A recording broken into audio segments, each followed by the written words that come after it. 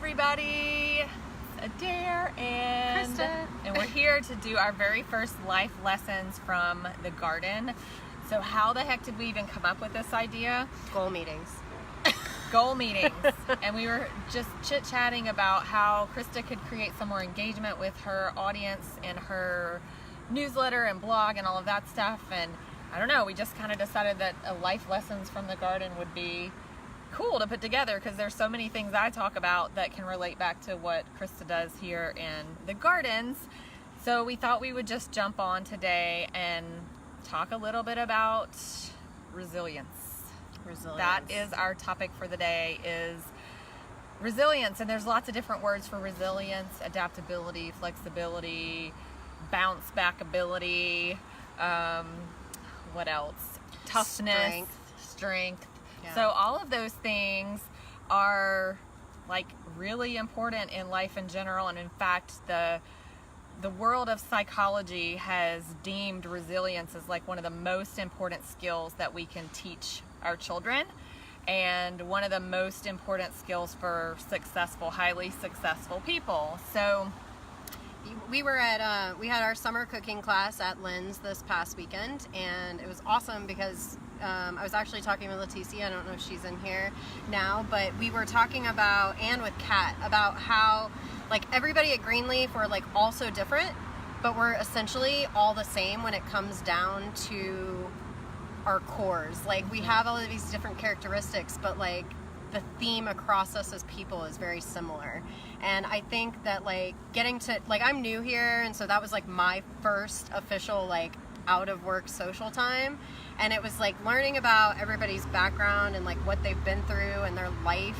It's that we all have that resilience with us within the company.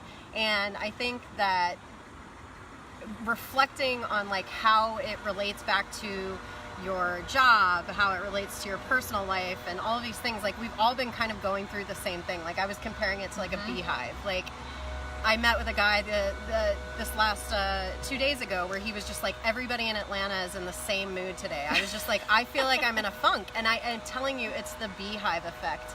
And so when we were thinking about life lessons from the garden, it was like, okay, well, we can compare everything that's going into our lives, and like how my story kind of like ended up somehow weirdly me farming when I've never had a houseplant. Like, how does that even happen? And so I just started to really look around at the characteristics of the farm and how it reflected upon me as a person, and why I think that I love it and submerge myself in it so much. And then that's kind of how we got talking about what was, you know, how we were going to do this. So this is like completely unrehearsed, and like we have no paper or anything. So if you have questions or like you have like topics that you want to hear about, we kind of want to do this like as a series. So yeah. So and it doesn't have to be about gardening. Yeah, so jump on. Probably shouldn't be about gardening, because none of us would know what to do with it after this, right? Well, I will just bring it back and compare it to everything farm because I'm obsessive. So the theme we wanted around resilience, we thought specifically we would focus on the quote, bloom where you're planted. And the way that shows up in our lives is oftentimes we get put in scenarios at work and in life that are not ideal. And actually, that's probably the case most of the time. It's very rare that you're in a circumstance where you're like, all the factors are perfect here and life is amazing and everything's perfect. Usually when you're dealing with something, there's some factors that are good and there's some factors that are not so good. It's kind of like when you buy a house. Unless you have like a multi-million-dollar budget, there's probably going to be some things in your house that are a compromise. Well, the same thing happens in our life, and it happens a lot in our work as well. So we may say to ourselves like, I'm just really not loving this one part of my job, or I'm having a really difficult time finishing this project or working with this person. Or allowing it to like succumb where it's like overtaking your whole perspective. Yes, like that one thing. Exactly. And like how your self-care and how your own like are you getting enough sleep? Are you doing these things? Really changes your perspective around how much you are blooming and how resilient you are, and being able to recognize that self-awareness.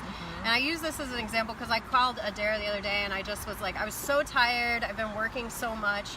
And there are some days, like, I notice when I'm so exhausted and I come out here, and I had just gotten back from vacation in Florida, and I came back and it was just like covered in bugs, like my house is a mess, like everything is just like there's disease everywhere, and I'm like beating myself up about it, like kicking myself, like I'm not good enough, I'm not really like doing this job like I should. And I had to, like, I was leaving at the gate, and I literally, well, like where the gate is now, and I stopped and I said, why am I doing this to myself? Like, I mean, look at what I've done in such a short period of time. And then, like, how can my perspective around this change? Like, so then I said, I need to focus on, A, I'm tired. B, I've been gone for 4 days, so I need to, like, make a list about what I need to do. And, like, C, I need to, like, really focus on my self-care around my perspective, like, giving myself credit where credit is due. And I think I can't always speak for men, but like as women, even, we do that even more so to ourselves.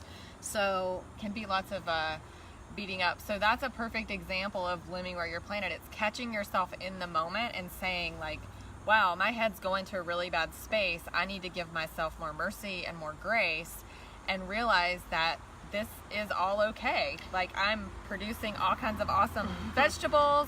Residents are getting the benefit. All these great things are happening, but yet in my head, I'm beating myself up. It's evidence-based thinking. And so I had a background in cognitive behavioral therapy, and then this is what I would talk about a lot with people that had a lot of anxiety issues, because we do this to ourselves, and like, you don't think that it's gonna work, but if you start changing that pattern of behavior of like around your self-worth, like and so we do this at Greenleaf already, like, what are your core beliefs? What is your vision? What is your, like, about yourself? You know, we have all of these things about work, and I struggle with this about creating it for my personal self, but then taking it, so like my core belief used to be like, I'm not good enough. I'm not good enough. And so then in order to change that, I had to look at the evidence about what made it not that core belief not true. Yep. So I had to think, okay, what do I want to think? I want to think I get to go to work today. Like, I get to work with awesome people. Like, I get to do these things. I get to grow vegetables. Yeah, and I'm able to grow vegetables. I'm able to connect with people. So then the evidence that wasn't true was so much longer than the evidence that it was true. And so then you start to have aha moments when you're doing it, because you start to connect yourself, like, to your actual behavior. And so in the garden in general, I have a lot of time to think because I'm by myself a lot. But life gives you what you need, and we were just talking about that with the garden. We have aphids, right? What does the environment bring in to combat aphids? It brings in ladybugs. We helped that by purchasing ladybugs, which is like the same as you like purchasing therapy or going to coaching or asking for what you need. But life ultimately is going to give you what you need to survive. Yep. And so that's where, like, the resilience of the garden is, like, it's amazing. Like, parasitic wasps that come in and plant their eggs in caterpillars that kill them. It's like, if you just, let it do its thing and work itself out and trust the process, it really does. And it's really hard to do that because we are control freaks. Yeah, but letting go of that control is really another factor in blooming where you're planted, because if you will trust that no matter what's happening, even if it's not perfect, even if it's a disaster at the moment, it's what you actually need, same thing that's happening in the gardens, then you have first of all, you have a lot of freedom because you can let go of all that mind chatter that's keeping you crazy. And then second of all, it's like this relief of, like, I don't need to be in control anymore because I trust that everything's going to end up working itself out. And then if you do need to take control, what are, like, really positive steps that you can do that? And, like, I think that's just support system. Like, ladybugs were my support system. Like, I've, like, even when it comes to, like, work, like, we have Adair, and, like, we have people, like, we have each other that we can confide in and talk to. And I have to say, like, working with all of you has been that for me. I've never had that. I always, like, have been working by myself. So when I'm having a conversation, it's like, it's awesome to be able to to seek out the support when you need it, and asking for help and accepting help. That's what I talked with Pat about yesterday, accepting help. Yes, and being open to that. So there's lots of keys to resilience. Bloom where you're planted, and like she's saying, have that great support system. So we don't want to take up too much time here, but if you do have any questions, I see some of you guys on there. We'd be happy to answer a question or two.